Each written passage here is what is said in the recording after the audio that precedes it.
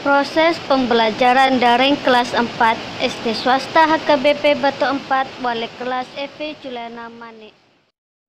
5, 4, 3, 2, 1, 0.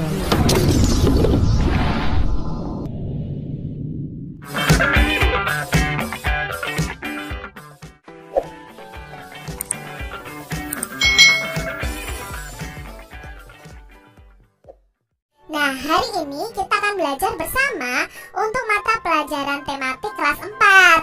Kita belajar di tema 6, cita-citaku, subtema 1, aku, dan cita-citaku, pembelajaran yang ketiga. Mari adik-adik kita belajar dengan penuh semangat ya.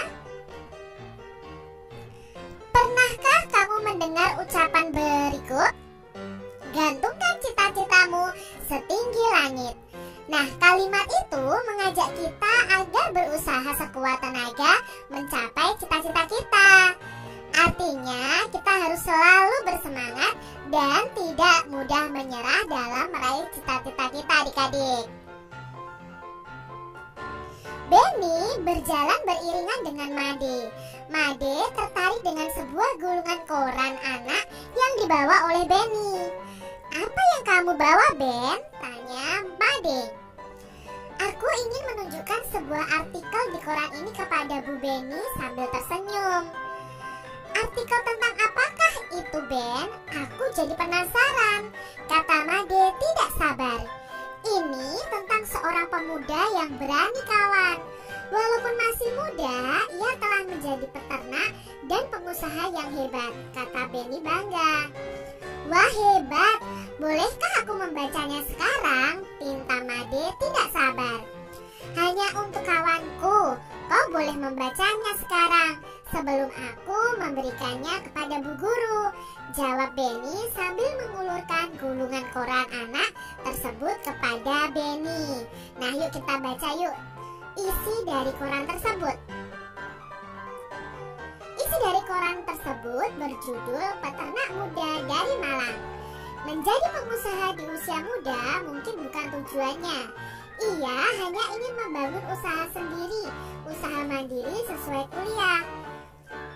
Seorang pemuda bernama Triyono merintis usaha peternakan bebek potong sejak tahun 2006 dengan modal seadanya. Berbekal ilmu peternakan yang didapatnya dari tempat ia belajar di Universitas 11 Maret, ia memulai usahanya. Usaha peternakan bebek potong ia kembangkan hingga pada tahun 2007. Ia mendapat inspirasi baru. Nah, ketika melihat hewan-hewan kurban, ia berpikir untuk memulai membangun sebuah peternakan sendiri. Untuk mendapatkan dana, ia membentuk sebuah kelompok bersama dan mengumpulkan dana dari teman-teman semasa kuliah. Setahun kemudian, Triyono berhasil memiliki sebuah lahan. Meski lahan itu tak terlalu besar, ia dapat membangun beberapa kandang untuk mulai beternak dan sapi ya di sini ya beternaknya. Nah, setelah usahanya berjalan, setahun kemudian ia mengembangkan usahanya lagi untuk peternakan dan pemotongan ayam. Usaha Triyono kian membesar. Kini ia telah memiliki usaha ternak ayam, bebek, sapi berikut pemotongannya. Ia pun mengolah limbah peternakannya untuk dijadikan pupuk. Meskipun kini usahanya kian membesar, ia tidak cepat puas. Ia bermimpi bisa memenuhi pasokan daging sapi di Jakarta yang saat ini masih impor dari luar negeri. Bersumber dari www.ekonomi.okezone.com. Nah, adik-adik, ini tadi adalah gulungan koran yang dibaca oleh Benny tentang peternak muda dari Malang yang bernama Triyono. Sangat menginspirasi sekali adik-adik ya. Dari bacaan tersebut, siapakah Triyono adik-adik? Nah, Triyono ini adalah seorang pengusaha muda yang memulai usahanya sejak lulus dari kuliah. Apa saja yang telah dilakukannya untuk menjadi pengusaha adik-adik? Yang telah dilakukan Triyono untuk menjadi pengusaha ini, Triyono memulai usaha dari ternak bebek, kemudian dikembangkan ke ternak kambing, sapi, ayam. Nah, dia dapat modalnya dari mana? Dengan menghimpun dukungan dari teman-teman kuliahnya. Kendala apa sajakah yang dihadapinya? Nah, kendalanya apa?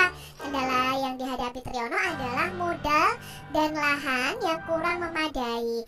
Namun di sini Triyono tidak patah semangat untuk menjalankan usahanya. Pertanyaan berikutnya, apakah mimpinya Triyono?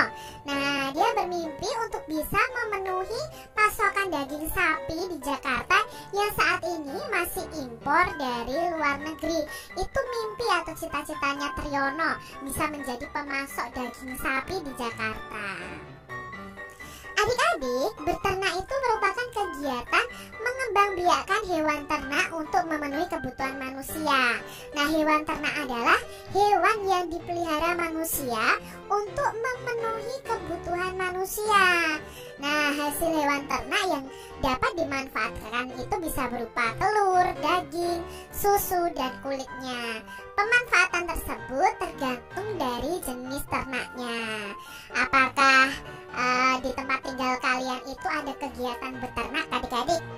Beternak apakah mereka di sekeliling rumahmu? Coba ya kamu amati ya. Nah, adik-adik, di sini Kak Citra punya gambar contoh hewan ternak. Yang pertama ada ayam.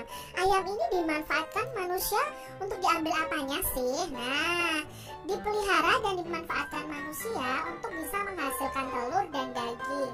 Bahkan bulunya pun bisa dimanfaatkan, adik-adik. Jadi bisa dibuat untuk kemoceng dan lain sebagainya. Lalu gambar yang kedua ada sapi. Nah, sapi ini dipelihara dan dimanfaatkan manusia itu untuk menghasilkan susu dan daging.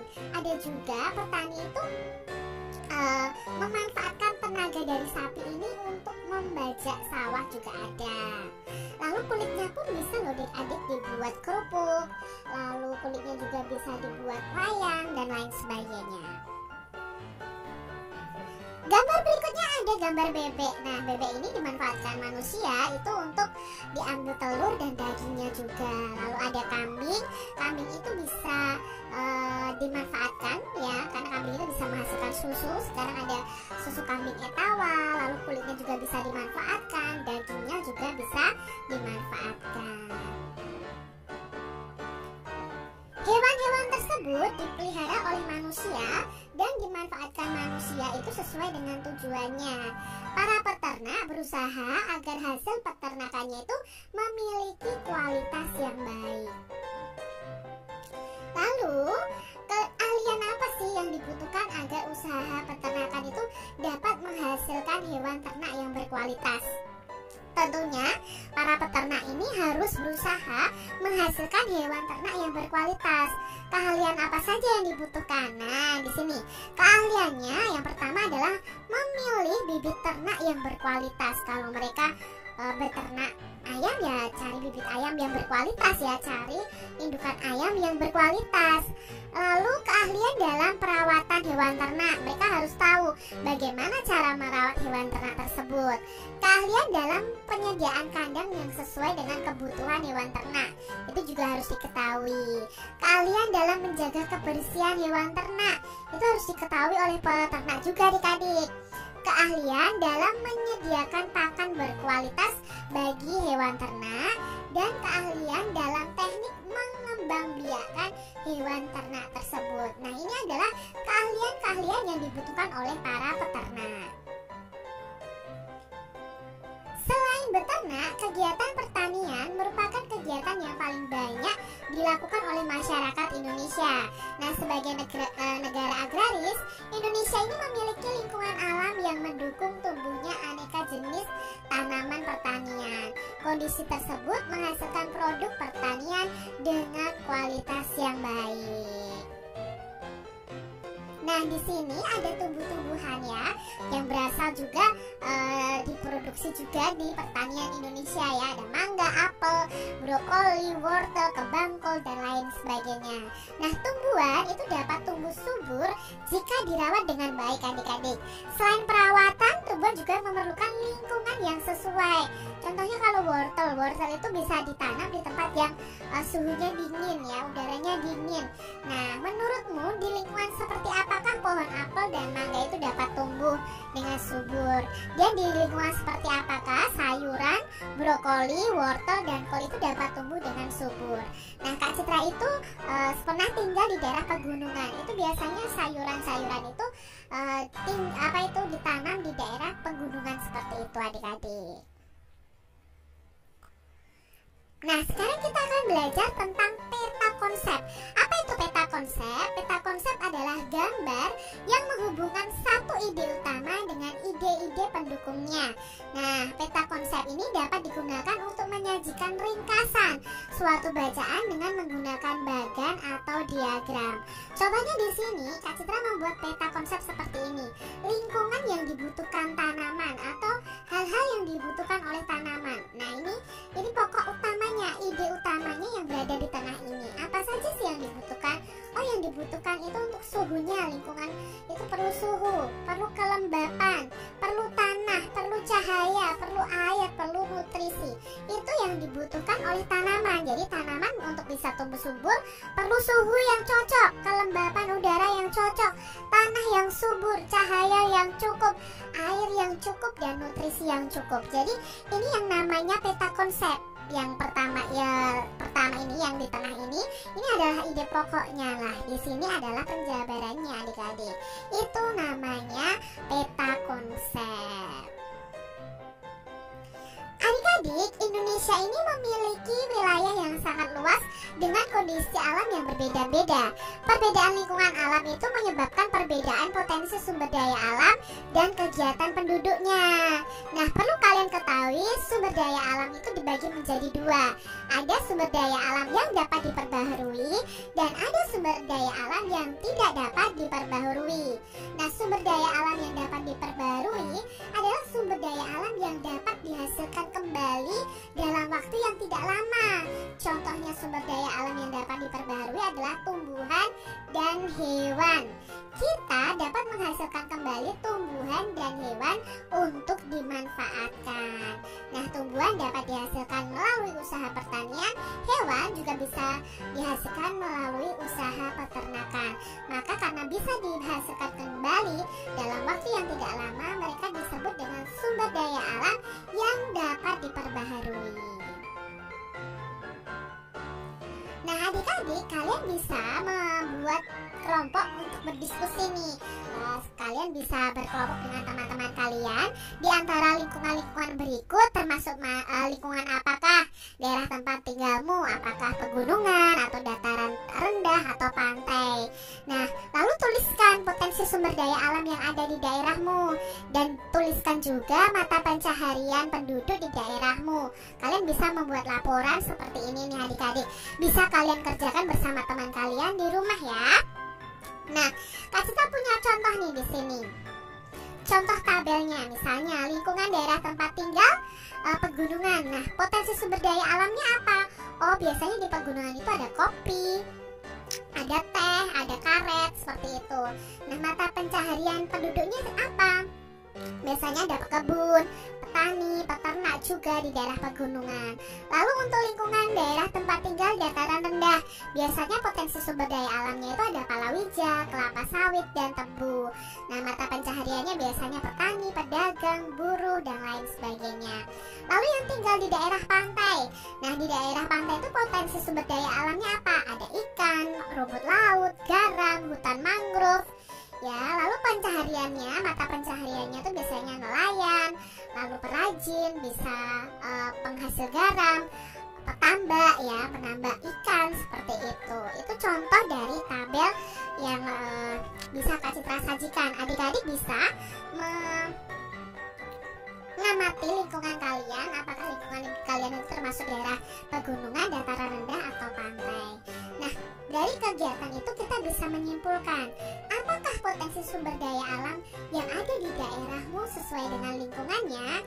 Nah, potensi sumber daya alam yang ada di daerahnya Kak Citra itu sesuai dengan lingkungannya ya.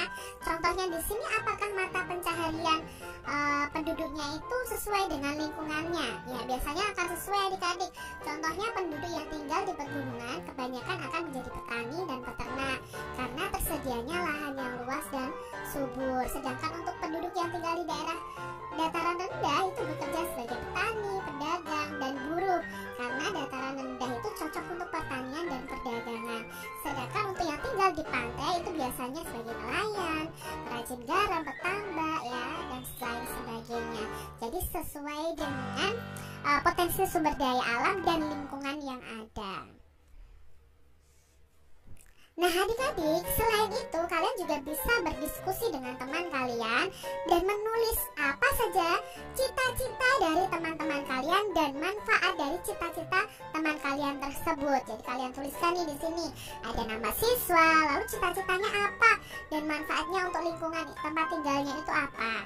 Kak Citra akan beri contoh di sini, misalnya, oh Lani cita-citanya ingin menjadi guru. Manfaatnya apa untuk lingkungan tempat tinggalnya? Ya, meningkatkan mutu pendidikan di lingkungan sekitar.